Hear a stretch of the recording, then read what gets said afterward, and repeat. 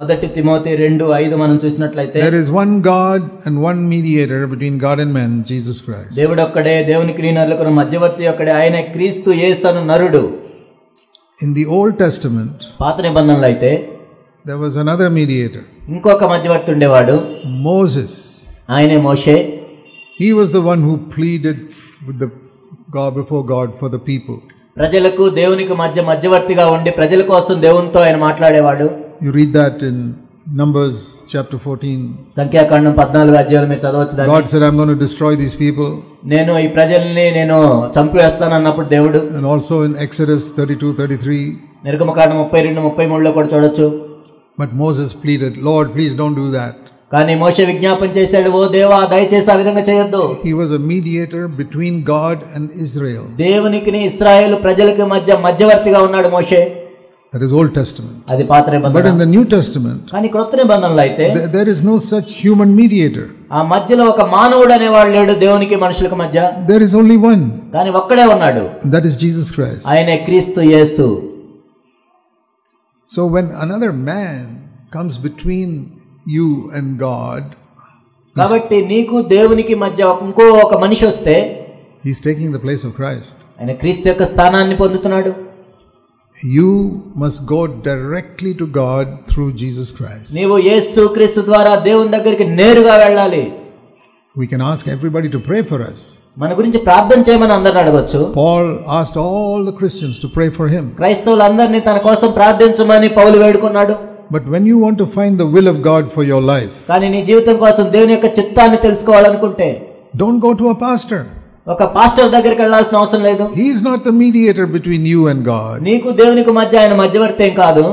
But there are many preachers like that. కానీ అనేక మంది బోధకులు ఆ విధంగా ప్రవర్తిస్తుంటారు. You come to me, I'll pray and find the will of God for you. నా దగ్గరికి రా, నేను ప్రార్థన చేసి దేవుని చిత్తం ఏంటో చెప్తాను నీకు అంటారు. I say, who are you? You're not a mediator between me and God. అప్పుడు నేనేమంటానంటే, నువ్వెవరు? నాకు దేవునికి మధ్య నువ్వే మధ్యవర్తివి కాదు. There are not two mediators, only one mediator between God and man, the man Christ Jesus. దేవునికి మనుషులకు మధ్య ఇద్దరు మధ్యవర్తులు లేరు, ఒకడే క్రీస్తు యేసు నరుడు, ఆయన ఒకడే ఉన్నాడు. I have never allowed any man to come between me and Jesus Christ. కాబట్టి యేసు క్రీస్తు ప్రభువుకి నాకు మధ్యలో ఏ ఒక్క మనిషిని నేను అనుమతించలేదు. A lot of people pray for me, I'm thankful for that. అనేక మంది నా గురించి ప్రార్థిస్తారు, దాన్ని బట్టి దేవునికి వందనాలు. But when I want to find the will of God, I don't go to a pastor or any man. కానీ నేను దేవుని చిత్తాన్ని కనుగొనడానికి నేను ఈ మనిషిని దగ్గరికో లేకపోతే ఒక పాస్టర్ దగ్గరికి వెళ్ళను. I can take advice from hundreds of people. 100 మంది దగ్గర నేను సలహాలు తీసుకోవచ్చు. The advice of a very godly man is good. ఒక మంచి దైవజనుడి దగ్గర సలహా తీసుకోవటం ఎంతో మంచిది. I know people come to me for advice many times. అనేక మంది నా దగ్గరికి సలహాల కోసం వస్తారు. And I tell them this is my advice. ఇది నా సలహా అని చెప్తాను. But I tell them, కానీ వాళ్ళకి నేనేం చెప్తానంటే, please don't go home and do that. కానీ నేను చెప్పినట్టు నువ్వు ఇంటికి వెళ్ళి చేయొద్దు అని చెప్తాను. Because then you'll be making me the mediator between you and God. ఆ విధంగా చేసినట్లయితే నీకు దేవునికి మధ్య నన్ను మధ్యవర్తిగా నువ్వు చేసావు. I am not telling you what to do. I'm giving you advice so you find out from God what you should do. నువ్వేం చేయాలో నేను చెప్పట్లేదు, కానీ ఒక సలహా నీకు ఇస్తున్నాను. దేవుని దగ్గరికి వెళ్ళి దానికి కనుక్కో. So what should you do? మరి ఏం చేయాలి? You come to me for advice, I tell you something. నా దగ్గరికి సలహా కోసం వస్తాను, నేను ఏదో చెప్తాను. I tell him, now go home and pray about it. ఇప్పుడు ఇంటికి వెళ్ళి దీని గురించి ప్రార్థన చేయి. You can contact Jesus Christ directly. నువ్వు నేరుగా క్రీస్తు ప్రభువుని సంప్రదించవచ్చు. You don't have to come through me. ఏదో నా ద్వారానే రావాల్సిన అవసరం లేదు. There are not two mediators. ఎందుకంటే మధ్యవర్తులు ఇద్దరు లేరు ఇక్కడ. You go to Jesus. నువ్వు యేసుక్రీస్తు దగ్గరికి వెళ్ళి say, Lord, I am also a child of God. ఓ ప్రభువా, నేను కూడా మీ బిడ్డనే. Please tell me what I should do. మరి ఇప్పుడు నేను ఏం చేయాలో చెప్పండి. Brother Zach has given me this advice. Jack గారు నాకు ఈ సలహా ఇచ్చారు. Should I do it or not do it? మరి దీని ప్రకారం నేను చేయాలా వద్దా? And I tell them, if God does not give you freedom to do it, don't do it. ఒకవేళ ఆ విధంగా చేయొద్దని దేవుడు నీకు స్వాతంత్రం ఇవ్వకపోతే చేయొద్దు నేను చెప్పినట్లు. I will not be upset if you don't obey me. నువ్వు నేను చెప్పింది చేయలేదు కాబట్టి నేను ఏదో బాధపడను. Because I am not God. ఎందుకంటే నేనేం దేవుడిని కాదు ఇక్కడ. You don't sin if you disobey Zach Poonen. ఒక జాక్ పూనన్ చెప్పింది చేయకపోయినట్లయితే నువ్వేం పాపం చేయవు. There is no sin there. అక్కడ పాపం ఏమీ లేదు. The sin is if you disobey God. కానీ దేవునికి అవిధేయత చూస్తే పాపం ఉంటుంది. And so we must beware of people who act like God. కాబట్టి దేవుని వలే ప్రవర్తించే వారి విషయంలో మనం ఎంతో జాగ్రత్తగా ఉండాలి. Pastors and preachers who tell you what to do. బోధకులు పాస్టర్లు ఏం చేస్తారంటే మీరు ఏం చేయాలో కూడా వాళ్ళే చెబుతారు. I will tell you whom you should marry. నువ్వు ఎవరిని పెళ్లి చేసుకోవాలో నేను చెప్తాను అంటారు. I will tell you whether you should go to this job or not. ఒకవేళ ఈ ఉద్యోగంలో చేరాలా లేదా అని చెప్తానంటారు. Take their advice but don't obey them. నువ్వు వాళ్ళ సలహా తీసుకోవచ్చు కానీ వాళ్ళు చెప్పినట్టు చేయాల్సిన అవసరం లేదు. Go to God. దేవుని దగ్గరికి వెళ్ళి, say, Lord, what is your will for my life? ఓ దేవా, నా జీవితంలో మీ చిత్తం ఏంటి?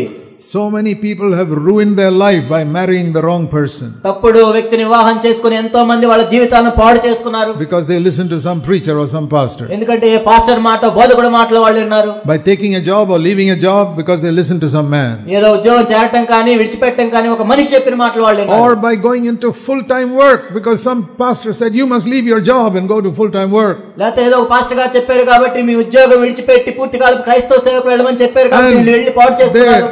Ruin their lives. వాళ్ళ జీవితాలు పాడు చేసుకున్నారు. And years later they'll some of them come to me and say, Brother Zach, what shall I do? అనేక సంవత్సరాల తర్వాత కొంతమంది నా దగ్గరికి వచ్చి మేము ఇప్పుడు ఏం చేయాలి సహోదరుడు అని అడుగుతారు. I really get angry with all these preachers who lead people astray from God. కాబట్టి తప్పుడు మార్గంలో నడిపించే వారి పట్ల బోధకుల మీద నాకు ఎంతో కోపం వస్తుంటుంది ఇలాంటివి విన్నప్పుడు. Jesus was angry when he saw the Pharisees leading people away from God. దేవుని వైపు నుంచి ప్రజలను దూరంగా నడిపించే పరిచర్యలను చూసి యేసుక్రీస్తు ప్రభువు వారు ఎంతో కోపగించుకున్నారు. So remember this.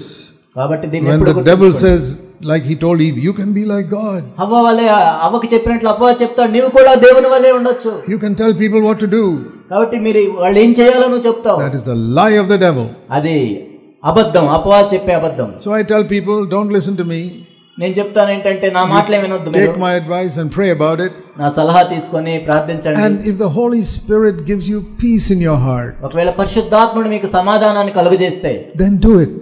మీరు చేయండి ఆ విధంగా. If you don't feel free, don't do it. ఒకవేళ ఆ విధంగా సమాధానం లేకపోతే చేయాల్సిన అవసరం లేదు. I don't even force my wife to do what I say. కాబట్టి నేను చెప్పింది చేయమని నా భార్యకు కూడా నేనేం బలవంతం చేయను. I am not the mediator between my wife and God. నా భార్యకి దేవునికి నేనేం మధ్యవర్తిని కాదు. She is directly connected to God through Jesus Christ. ఆమె యేసుక్రీస్తు ప్రభువు ద్వారా దేవునితో సంబంధం కలిగి ఉంది నేరుగా.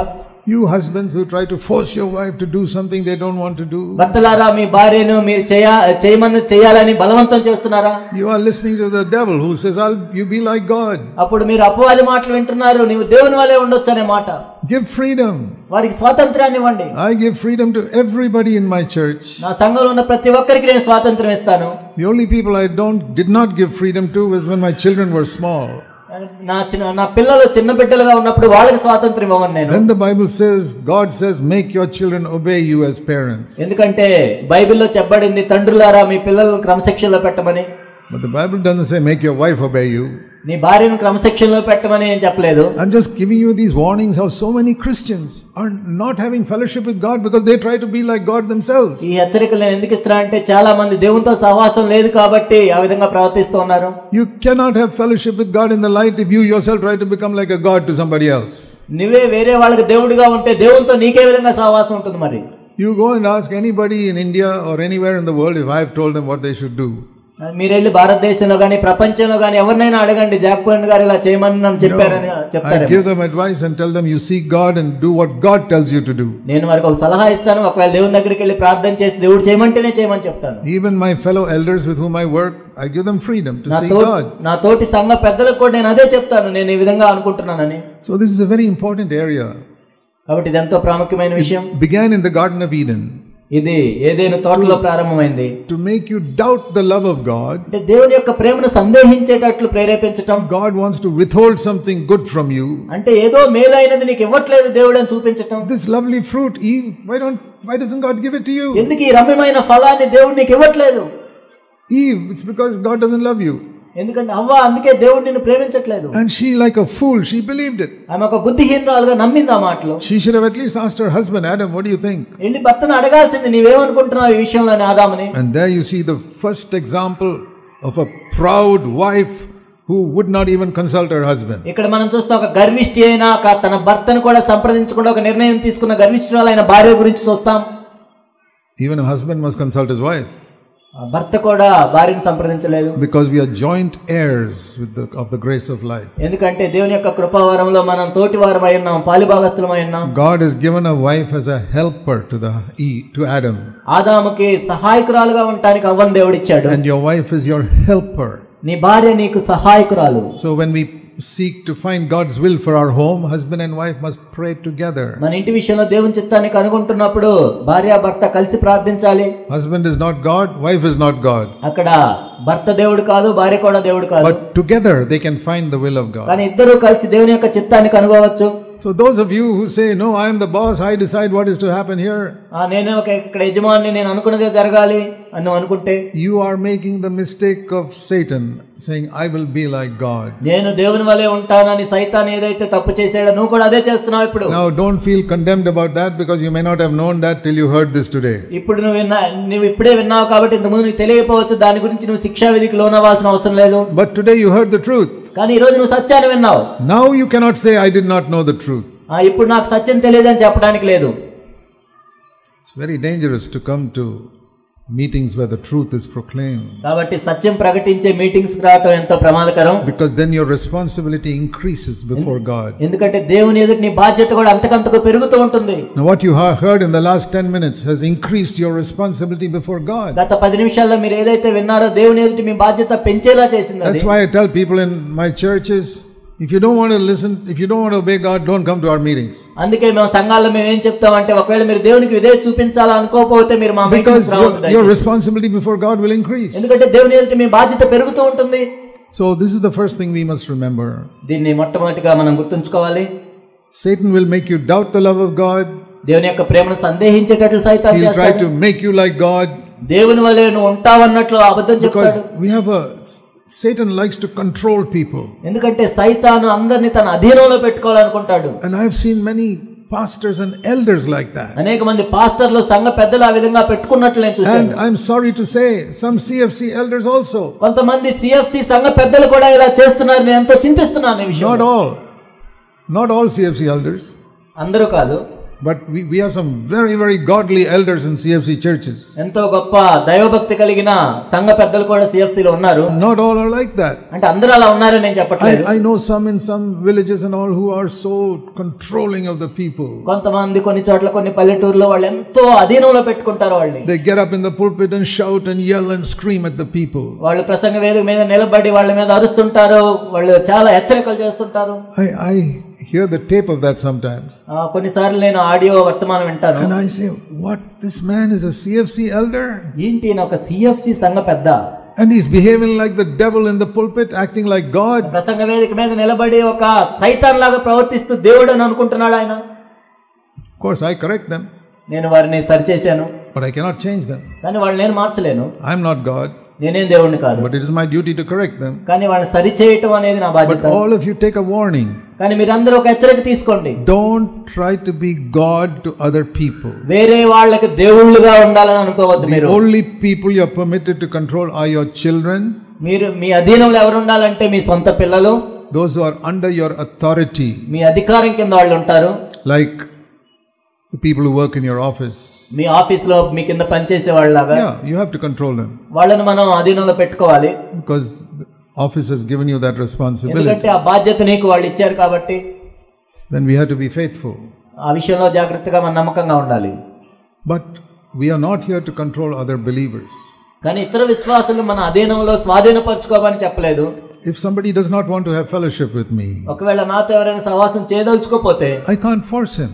వాళ్ళని నేను బలవంతం చేయాల్సిన అవసరం లేదు. Even in the church, if somebody does not want to listen to what I'm saying, సంఘంలో కూడా నేను చెప్పేది ఎవరైనా వినదలుచుకోపోతే I say, okay, సరే, you do as God wants, as you want to do. ఒకవేళ దేవుడు నేను ఏం చేయమన్నాడు అది చెయ్యి. You do whatever you want to do. లేకపోతే నువ్వేం చేయాలనుకున్నావు అదే చెయ్యి. But this is what the word of God says. కానీ దేవుని యొక్క వాక్యం ఏ విధంగా చెప్తుంది. So when we talk about fellowship with God, మనం దేవునితో సహవాసం చేయటం గురించి మాట్లాడుతున్నప్పుడు it is very important to give God his rightful place. కాబట్టి దేవునికి ఆయనకు తగిన స్థానం, ఆయన స్థానం ఏదైతే ఉందో దాన్ని ఇవ్వాలి ఆయనకు. And then I want to tell you another thing. నేను ఇంకొక మాట చెప్తాను.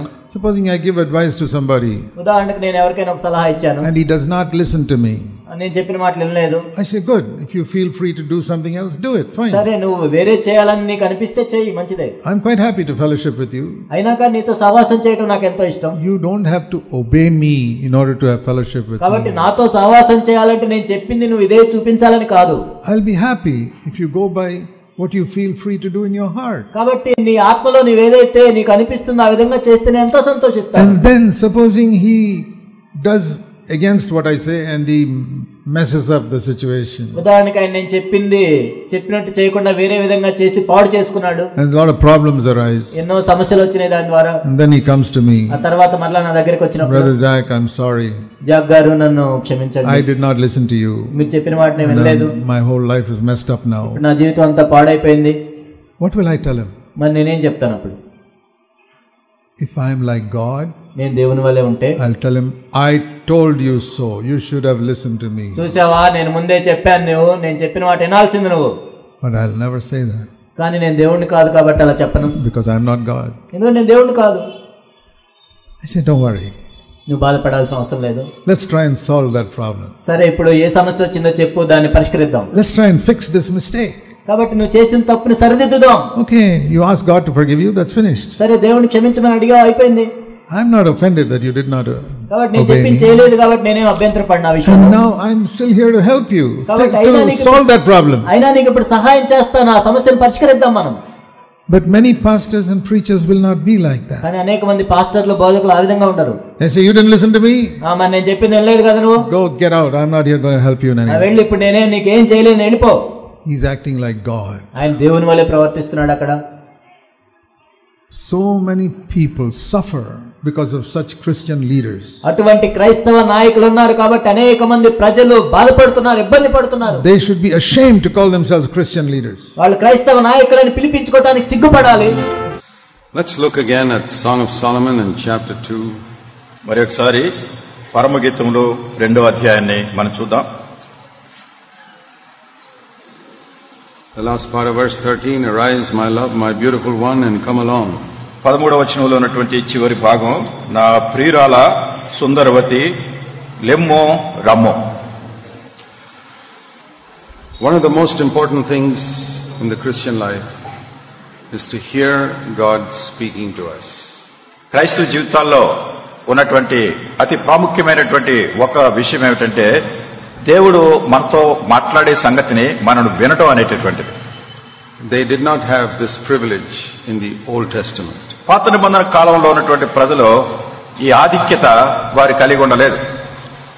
This type of example where Jesus is calling us, they could not hear.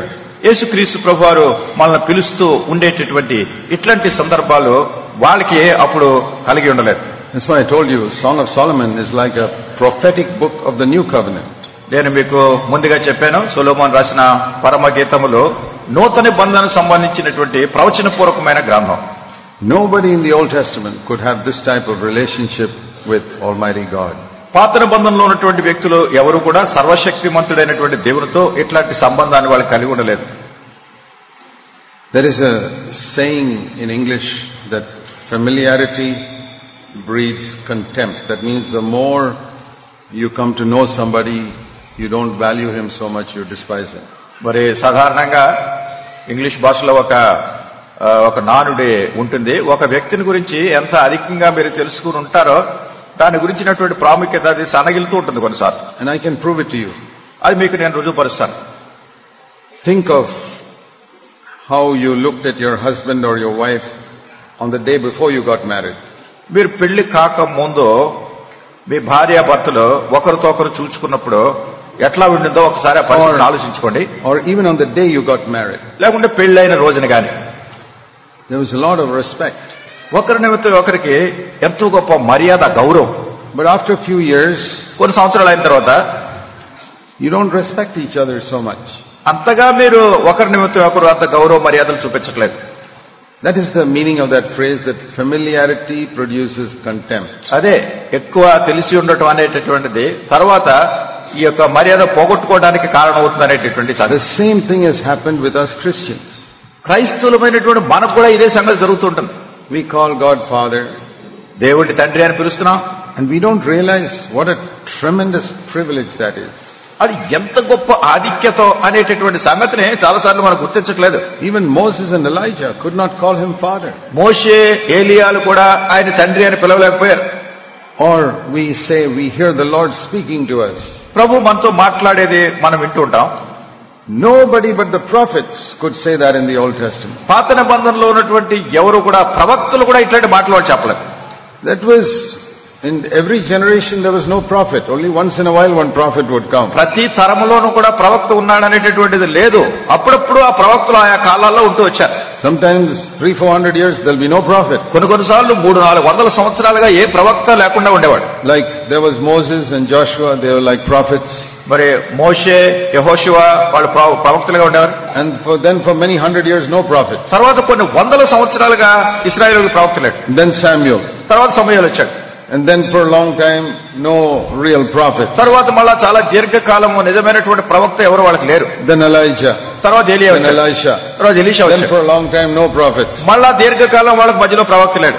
So if supposing you were living in the time when there was no prophet, ఒకవేళ ప్రవక్త లేనటువంటి సమయంలో మీరు ఉన్నారనుకోండి, you wanted to know what God wanted you to do, అసలు మీరు ఏం చేయాలని దేవుడు కోరుతున్నాడో మీరు తెలుసుకోవాలనుకుంటున్నారు, whom could you go to? ఎవరి దగ్గరికి వెళ్తారు మీరు? There's no prophet in the country, ఆ దేశంలో ప్రవక్త లేడు, and you cannot contact God directly. ఆ దేవుడిని సరాసరి మీరు ఆయనతో సంబంధం కలిగి ఉండలేరు. So you have no way of knowing what God wants you to do. అసలు మీరు ఏం చేయాలని దేవుడు కోరుతున్నాడో తెలుసుకునే మార్గమే లేదు ఇప్పుడు.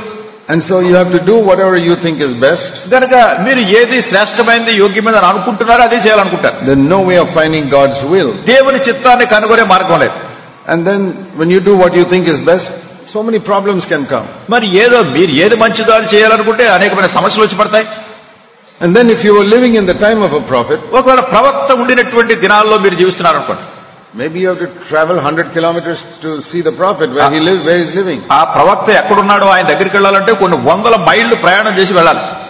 And he may not be able to tell you God's will immediately. He may say, wait 2-3 days, I have to pray and see. ఒకవేళ దేవుడు ఏం చెప్తున్నాడు ఆయన వెంటనే మీకు చెప్పకపోవచ్చు. 3-4 రోజులు ఉండు, నేను తర్వాత కనుక్కుని చెప్తానని అనవచ్చు.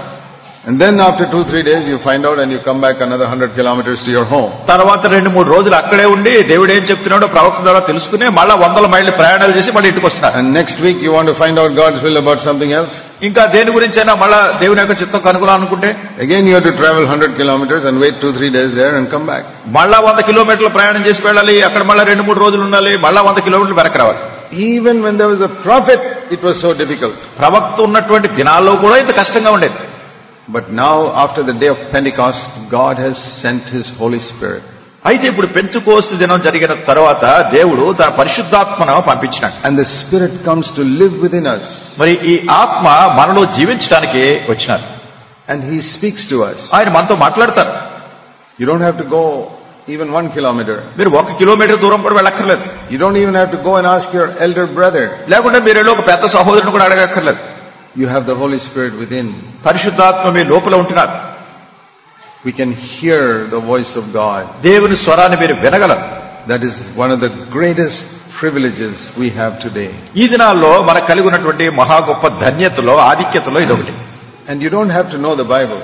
ఈ బైబిల్ గురించి పూర్తిగా తెలుసుకోకర్లేదు కూడా. See, there are many, particularly older sisters in India, believers, who have never gone to school. They don't know how to read or write. చూడండి, ప్రస్తుతం భారతదేశంలో ఉన్నటువంటి చాలా పెద్దవాళ్ళు, ఆయన వృద్ధులైనటువంటి స్త్రీలు ఉన్నారు కదా, వాళ్ళు ఎప్పుడు అసలు స్కూల్కి వెళ్ళలేదు, ఎప్పుడు చదువుకోలేదు, వాళ్ళకి చదువు రాదు.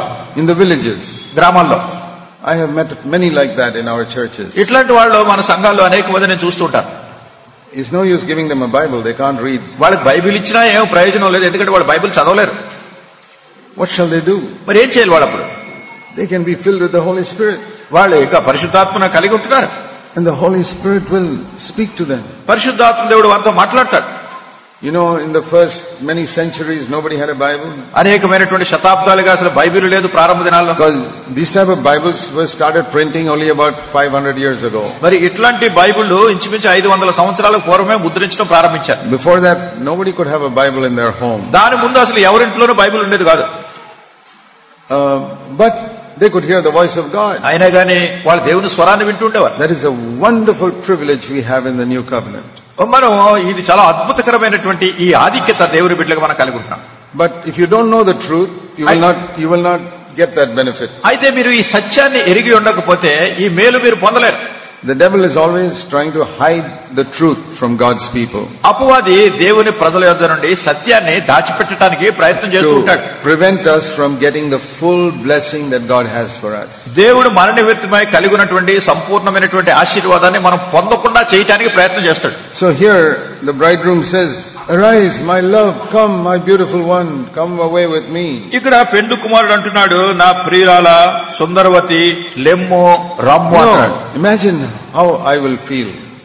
ఊహించండి ఎట్లాంటి అనుభూతి నాకు కలుగుతుందో. If I hear Jesus saying to me, యేసుక్రీస్తు ప్రభువు నాతో ఇట్లా చెప్పడం నేను వింటుంటే, my beautiful son, I want you to come to me.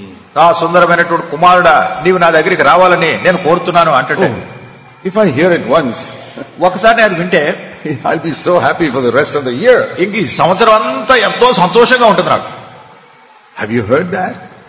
Have you heard that voice? ఆ స్వరాన్ని మీరు విన్నారా? Ask God to fill you with His Holy Spirit. ఈ పరిశుద్ధాత్మతో నింపమని దేవుడిని మీరు అడగండి. Then we can hear the voice of God. అప్పుడు దేవుని యొక్క స్వరాన్ని మీరు వినగలరు.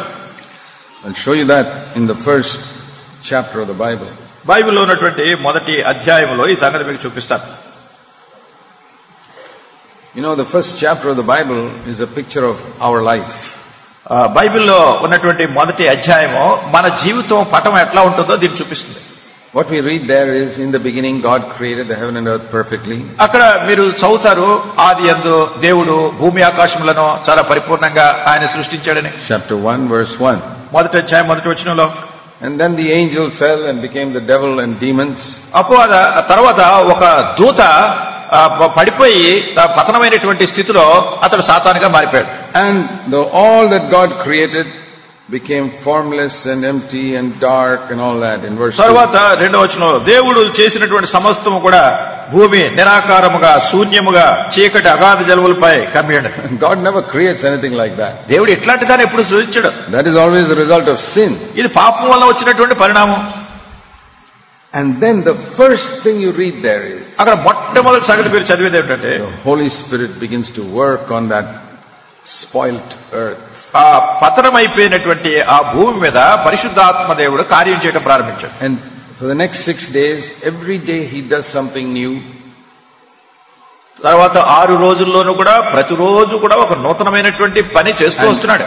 God says it is good, it is good, it is good. ప్రతిదానికి దేవుడు అంటున్నాడు, ఇది మంచిదిగా ఉంది, ఇది మంచిదిగా ఉంది, ఇది మంచిదిగా ఉంది. Finally, చివరిగా he has made man and woman in his image and he says it is very good. ఆయన తన స్వరూప్యములో తన సొంత పోలిక రూపములో పురుషుడిని స్త్రీని చేశాడు, ఇది చాలా మంచిదిగా ఉందని చెప్పాడు. This is a history of how God deals with us. మన దేవుడు మనల్ని సంధించేటటువంటి చరిత్ర ఇది. In the beginning God created man and woman perfect, just like verse 1. మొదటి వచనంలో ఉన్నట్టే ప్రారంభంలో దేవుడు పురుషుడిని స్త్రీని చాలా పరిపూర్ణులుగా చేశాడు. Then the devil came and sin came. తర్వాత అపవాదం వచ్చింది, పాపం వచ్చింది. And our life became like verse 2, empty. మన జీవితం ఈ రెండవ వచనం మాదిరిగా అయిపోయింది, ఖాళీ శూన్య ప్రదేశం అయిపోయింది, dark, చీకటిగా అయిపోయింది. and shapeless means losing the image of God. దేవుని యొక్క సారూప్యాన్ని పోగొట్టుకుని ఏ విధమైనటువంటి ఆకారం లేకుండా పోయింది. And that is our condition. అది మన పరిస్థితి. What does God do? మరి దేవుడు ఏం He చేస్తాడు? doesn't leave us like that. దాని అలా మనల్ని వదిలేట్లేదు అట్లా. He sends the Holy Spirit to work on our life, verse 2. రెండవ వచనంలో మన యొక్క జీవితాల్లో కార్యం చేయడానికి పరిశుద్ధాత్మను ఆయన And పంపిస్తున్నాడు. He doesn't change us in one day. ఒక రోజులో ఆయన మనల్ని మార్చట్లేదు. Slowly, day by day, నెమ్మదిగా changes us. మనల్ని మారుస్తున్నాడు. Finally, one day when Jesus comes back, we'll be like Him again. చివరిగా ఒక దినాన్ని యేసుక్రీస్తు ప్రభువారు వచ్చినప్పుడు మనం ఆయన పోలి ఉంటాం. So we can say Genesis chapter 1 is a nutshell or small message of the whole Bible. కనుక చెప్పాలంటే ఈ ఆది కాండము మొదటి అధ్యాయంలో ఉన్నటువంటి సారాంశము బైబిల్ అంతట్లో ఉన్నటువంటి సారాంశం క్లుప్తంగా వివరించబడినట్టుగా ఉంది. Whole message of the Bible is there in chapter 1. బైబిల్లో ఉన్నటువంటి వర్తమానం అంతా కూడా ఆది కాండం మొదటి అధ్యాయంలో ఉంది. That is, wherever the devil has created a mess, the Holy Spirit will come and straighten it out. అదేమిటంటే అపవాది ఎక్కడైతే పరిస్థితులను చిన్నాభిన్నం చేస్తున్నాడో పరిశుద్ధాత్మ దేవుడు వచ్చి దాన్ని బాగు చేస్తున్నాడు. It may not be only your life. అది ఒకవేళ మీ యొక్క జీవితంలో పూర్తిగా It కాకపోవచ్చు. may be your relationship with your husband and your wife, which has become like this dark and shapeless and horrible. ఒకవేళ మీ భార్యాభర్తల మధ్యలో ఉన్నటువంటి సంబంధం ఇది చీకటిగా శూన్యంగా ఎంతో భయంకరమైన దుస్థితిగా ఉండొచ్చు. Or your home life has become like this, like hell. లేకుంటే మీ కుటుంబ జీవితం, మీ గృహ జీవితం అది నరకం మాదిరిగా తయారైపోయి ఉండొచ్చు. Or your children may be like this, all no interest in God and gone away from లేకుంటే మీ పిల్లలు ఇట్లాంటి పరిస్థితుల్లో ఉండొచ్చు, వాళ్ళకి దేవుడు అంటే శ్రద్ధ లేదు, దేవుని కార్యాలంటే శ్రద్ధ లేదు. Or your financial situation may be a mess like verse 2. లేకుంటే మీ ఆర్థిక సంబంధమైనటువంటి పరిస్థితి ఇట్లాంటి చిన్నాభిన్నం అయిపోయి నిస్సహాయ స్థితిలో ఉండొచ్చు. Verse 2 says dark, 2వ వచనం చెప్తుంది చీకటి ఉంది, empty, శూన్యం ఉంది, without any shape. అక్కడ ఏ విధమైనటువంటి రూపురేఖ లేకుండా. And that describes so many problems on this earth. ఈ భూమి మీద ఉన్నటువంటి అనేకమైనటువంటి సమస్యలను వివరిస్తుంది. Home problem, ఇంట్లో ఉన్న సమస్య, work problem, పనిచేసే సమస్య, sin problem, పాపం అనే సమస్య, finances problem, ఆర్థిక సంబంధమైన సమస్యలు, dark and empty. చీకటి శూన్యం. The Holy Spirit can come and solve that problem and make it beautiful. పరిశుద్ధాత్మ వచ్చి ఆ సమస్యలన్నింటినీ పరిష్కరించి దాన్ని ఎంతో సుందరంగా చేయగలడు. That is the message of chapter 1. అది మొదటి అధ్యాయంలో ఉన్నటువంటి వర్తమానం. So whatever your problem may be, ఒకవేళ మీ సమస్య ఏమైనా కానీ, the first chapter in the Bible says God is interested in solving it. బైబిల్లో ఉన్నటువంటి మొదటి అధ్యాయం ఏం చెప్తుందంటే మీ సమస్యలను పరిష్కరించడానికి దేవుడు శ్రద్ధ కలిగి ఉన్నాడు. And how did God do it? ఎట్లా దేవుడు చేశాడు ఇది? First of all, we saw the Holy Spirit begins to move. మొట్టమొదటిగా మనం చూస్తున్నాం పరిశుద్ధాత్మ దేవుడు తన యొక్క కదలికలు ఆరంభించాడు. Number 1. మొదటి సంగతి. Second is, రెండోది, the word of God goes forth. దేవుని వాక్యం వెళుతుంది తన నోటి నుంచి. Verse 3. 3వ వచనంలో God said. దేవుడు పలుకున్నాం. And again, verse 6. 6వ వచనంలో God said. దేవుడు పలికినాం. Verse 9. 9వ వచనంలో God said. మళ్ళా దేవుడు చెప్పాడు. Right through. Verse 24. God said. ఇట్లా 24వ వచనం వరకు దేవుడు చెప్పాడు, దేవుడు చెప్పాడు. 29. God said. 29లో దేవుడు చెప్పాడు. So many times. అనేక సార్లు. That is the word of God. అది దేవుని నోట్లోంచి మాట. So there are two things working together. ఇక్కడ రెండు సంగతులు పనిచేస్తూ ఉంటున్నాయి. Holy Spirit moving, పరిశుద్ధాత్మ సంచరిస్తున్నాడు, and God's word going out. దేవుని వాక్యం బయటికి వెళ్తుంది. And God's word and the Holy Spirit move upon the earth, and this spoiled earth becomes beautiful. మరి దేవుని యొక్క మాట, పరిశుద్ధాత్మ యొక్క దేవుని కదలికలు ఈ పాడైపోయినటువంటి భూమి దీన్ని మళ్ళా సుందరంగా చేస్తున్నాయి. But that was easy for God to do it on this earth because the earth did not resist what God was doing. అది చేయటం దేవునికి ఇది సులువుగానే ఉండింది. ఎందుకంటే దేవుడు ఏవైతే చేస్తున్నాడో దానికి భూమి ఏమీ ఎదురు తిరగట్లేదు. And that is why it's difficult for God to do that with us, because we resist what God is trying to అయితే do. మన విషయంలో ఇది చేయటం దేవునికి కష్టం అవుతుంది. ఎందుకంటే దేవుడు ఏం చేయాలనుకుంటున్నాడో దానికి అంతటి మనం ఎదురు తిరుగుతున్నాం. Many times God says something and you don't do it. చాలా సార్లు దేవుడు ఏదో మనకు చెప్తున్నాడు కానీ మనం చేయట్లేదు దాన్ని. Do you read that in Genesis 1? Anytime God said something and the earth said, no, I'm not going to do that. ఆది కాండంలో ఎప్పుడైనా ఎక్కడైనా చదివారా దేవుడు ఏదైనా కలుగును కాకంటే భూమి ఏమో నాకు అక్కర్లేదా అన్నదా ఎక్కడైనా? Like one day God said, let the trees come forth. ఒక రోజు దేవుడు చెప్పినట్టు అన్ని వృక్షాలన్నీ చెట్లు వచ్చిన కాక అంటే, supposing the earth said, no, I'm not going to let the trees come forth. ఒకవేళ భూమి అన్నది అనుకోండి, లేదు లేదు నాకేం చెట్లు అక్కర్లేదు నా మీద అన్నది అనుకోండి, then there'd have been confusion. ఇంకా అప్పుడే జరగదు అక్కడ సంగతి. But the earth has no will of its own. అయితే ఈ భూమికి తన స్వయం చిత్తం లేదు. So it has to obey. దానికి అది విధేయత చూపించాలి. There are many things in creation like that. సృష్టిలో అనేకమైన సంగతులు ఇట్లా ఉన్నాయి. They have no will of their own. వాటి సొంత చిత్తం, స్వయం చిత్తం వాటికి లేదు. See all the planets and stars. చూడండి గ్రహాలు గాని నక్షత్రాలు గాని. For thousands of years they've been going round and round and obeying God 100%. వేల కొలది సంవత్సరాలుగా అట్లా కదులుతూ భ్రమణం తిరుగుతూ దేవునికి విధేయత చూపిస్తూ ఉన్నాయి. They obey God better than any believer. ఏ విశ్వాసి చూపించే విధేయత కంటే అవి అధికమైన విధేయత చూపిస్తున్నాయి.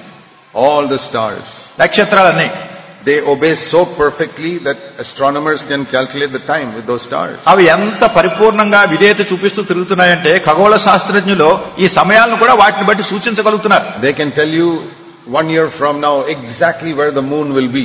ఇప్పటి నుంచి సంవత్సరం తర్వాత ఖచ్చితంగా ఈ చంద్రుడు ఎక్కడ ఉంటాడని ఖగోళ శాస్త్రులు చెప్పగలుగుతున్నారు. That is how perfectly they obey. అంటే అంత పరిపూర్ణంగా వాళ్ళు దేవునికి విధేయత చూపిస్తూ తిరుగుతున్నాయి. We would think that something obeys 100% like that can be a child of God. కనుక మనం దీన్ని బట్టి గ్రహించగలము 100% దేవుడు చెప్పిన దాన్ని విధేయత చూపించినట్టయితే ఖచ్చితంగా అది జరుగుతుంది దేవుడు చెప్పినట్టు. The moon is obeying so perfectly. ఈ చంద్రుడు దేవుడికి ఎంతో పరిపూర్ణంగా విధేయత చూపిస్తున్నాడు. Can it be a child of God? ఆ దేవుడి బిడ్డ? No. The moon cannot be a sinner, it cannot be a child of God. ఈ చంద్రుడు పాపి కాలేడు, దేవుడి బిడ్డ కూడా కాలేడు. Because the first requirement to be a child of God is you must have free will. ఎందుకంటే దేవుని బిడ్డ కావటానికి మొట్టమొదట కావాల్సిన షరతు ఏమిటంటే మీ చేయటానికి ఒక సంపూర్ణమైన మనసు ఉండాలి, చిత్తం ఉండాలి. All the seed also that is sown automatically obeys God. చూడండి, మనం చల్లేటటువంటి విత్తనాలు ఉంటున్నాయి కదా, అవన్నీ కూడా దేవునికి విధేయత చూపిస్తున్నాయి. If you sow rice, you don't get wheat. చూడండి, మీరు ధాన్యం చల్లితే మీకు గోధుమలు రావు. If you sow tomato seed, you don't get potatoes. మరి టొమాటో విత్తనాలు వేశారనుకోండి, అక్కడ ఈ బంగాళదుంపలు వస్తాయా? No. లేదు. It obeys exactly the law God has put inside that seed. ఆ లోపల ప్రభు ఏమైతే ఆ విత్తనాన్ని వేశాడో అదే సంగతి ఉత్పత్తి అవుతుంది, మళ్ళా వస్తుంది. So we see that so many things in creation obey 100%. సృష్టిలో ఉన్నటువంటివి అనేక సంగతులు 100% దేవుని విధేయత They have చూపిస్తున్నాయి. obeyed for thousands of years. వేల కొలది సంవత్సరాలుగా ఇట్లా విధేయత చూపిస్తూ But వస్తున్నాయి. they cannot become children of God. అయినా కానీ అవి దేవుని బిడ్డలు కాలేకపోతున్నాయి. Because their obedience is forced. They have no choice. ఎందుకంటే అవి చూపించేటటువంటి విధేయత అది దేవుడు చెప్తున్నాడు బలవంతంగా, వాటి స్వయం చిత్తం లేదు వాటికి. Now then you take another level, that is animals. ఇప్పుడు వాటికంటే కొంచెం మెరుగైనవి జంతువులు తీసుకోండి. Animals don't obey automatically. ఈ జంతువులు అనేవి వాటంతటవే అంత విధేయత చూపించవు. You tell your dog to come, it won't come. మీ కుక్కతో రమ్మంటే కొన్నిసార్లు రాదు. It can disobey you. అట్లానే అది అవిధేయత చూపిస్తుంది కదా నీకు. And the cats will disobey you more than that. అది దానికంటే పిల్లి ఇంకా ఎక్కువ మీకు అవిధేయత చూపిస్తుంది. But they also cannot become children of God. అవి కూడా దేవుని బిడ్డలు కాలేవు. Because even though they have got freedom of will, ఎందుకంటే అవి ఏం చెయ్యాలో వాటి యొక్క చిత్తం, వాటి మనసు వాటికి ఉన్నా గానీ they don't have a conscience. వాటికి మనస్సాక్షి లేదు. A dog doesn't have any conscience that, oh, I did something wrong. ఆ కుక్కకి ఏ విధమైన మనస్సాక్షి లేదు, అయ్యో నేను తప్పు చేశానే అని అనుకునే స్వభావం దానికి మనస్సాక్షి లేదు. So that's why dogs and animals cannot become children of God. అందుకొరకే కుక్కలు గాని వేరే రకమైన జంతువులు గాని దేవుని బిడ్డలు కాలేవు. Finally, on the 6th day when God created man, చివరిగా 6వ దినాన్ని దేవుడు మానవుడిని సృజించినప్పుడు He gave him two things which all these animals and creation don't have. ఈ సృష్టిలో ఉన్నటువంటి వాటికి జంతువులకి లేనటువంటి వాటికి 2 సంగతులు ఇచ్చాడు. Free will, స్వయం చిత్తం, to choose what you want, మీకు ఏం కావాలో కోరుకునే, and secondly a conscience, రెండవది మనస్సాక్షి, to tell you what is right and wrong. ఏది సరైందో ఏది తప్పో మీకు చెప్పడానికి.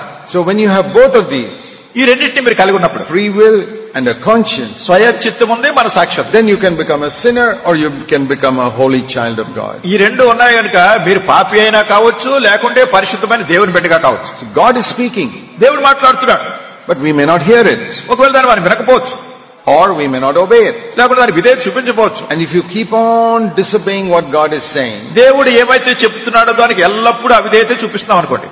listen to this. This is what will happen finally. వినండి, ఇది చివరికి ఏమవుతుందో. If you keep on disobeying what you read in the Word of God, దేవుడి వాక్యంలో ఏవైతే చదువుతున్నారో దానికి ఎప్పుడు అవిధేయత చూపిస్తూనే వస్తున్నారు. spiritually you'll become deaf.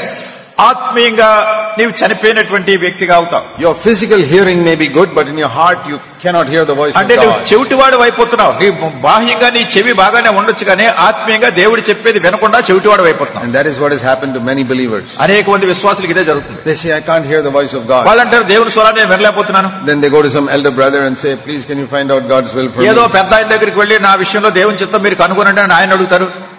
Why you have to go? Does the Holy Spirit is for everybody now? ఎందుకు? పరిశుద్ధాత్మ దేవుడు అందరికీ అందుబాటులో ఉన్నాడు, మళ్ళీ మీరు వాళ్ళ దగ్గరికి వెళ్తారు ఎందుకు? If you obey God all the time, అన్ని సమయాల్లో దేవునికి మీరు విధేయత then చూపిస్తుంటే your spiritual hearing will become so sharp, so sharp, so sharp that even if God whispers, you will hear it. ఆత్మీయమైనటువంటి వినికిడి వినేటటువంటిది అది ఎంత సున్నితంగా అయిపోతుందంటే దేవుడు గుసగుసా చెప్పినా కానీ మీకు వినబడుతుంది.